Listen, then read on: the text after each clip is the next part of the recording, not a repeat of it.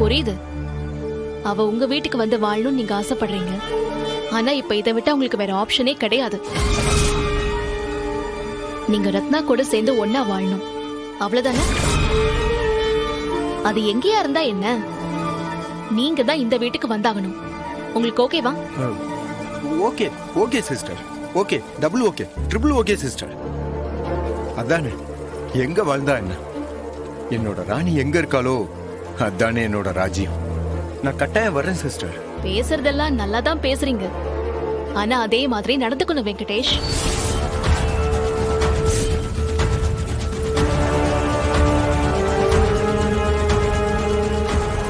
சண்முகத்தை நாங்க போராடி சம்மதிக்க வச்சிருக்கோம்.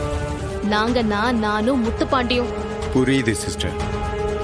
உங்களுக்கு நான் எப்படி நன்றி சொல்ல போறேன்னே தெரியல. ரத்னாவோட மனசுக்கு பிடிச்ச மாதிரி நீங்க வாழ்ந்து காட்டணும் வெங்கடேஷ். அதுதான் நீங்க எங்களுக்கு செய்யற நன்றியா இருக்கும்.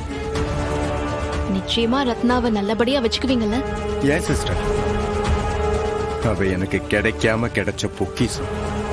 இனிமே அவளை தவற விடுவேனா? அவளை தங்க மாதிரி உள்ளங்கையில வச்சு தாங்குவேன் சிஸ்டர். அவ என்னோட கனவு தேவதை. அவளுக்கு நான் என்னெல்லாம் செய்ய நினைச்சிருக்கேன்னு தெரிஞ்சா நீங்க அப்படியே அசந்து போயிருவீங்க சிஸ்டர்.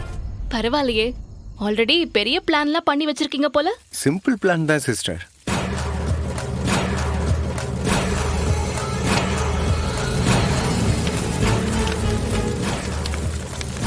என்னங்க பண்ற? டேய், சூட மாதிரி எரிஞ்சு எனக்குள்ள கரைஞ்சிடணும். எரியறதா? என்ன சொல்றீங்க? ஐ மீன், அவ சூட மாதிரி எரிஞ்சு எனக்குள்ள கரைஞ்சிடணும்.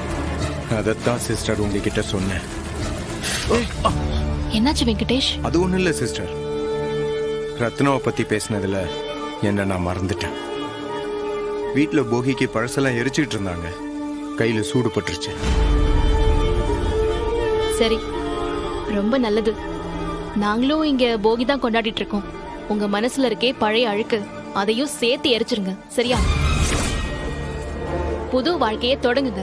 என்ன, காலையில உங்க Dress மத்த பொருள்லாம் எடுத்துக்கிட்டு கிளம்பி வந்துருங்க. நான் வச்சிடுறேன். சரிங்க சிஸ்டர், நான் வந்துடுறேன். ரொம்ப நன்றி சிஸ்டர், ரொம்ப சந்தோஷம். சரிங்க வெங்கடேஷ்.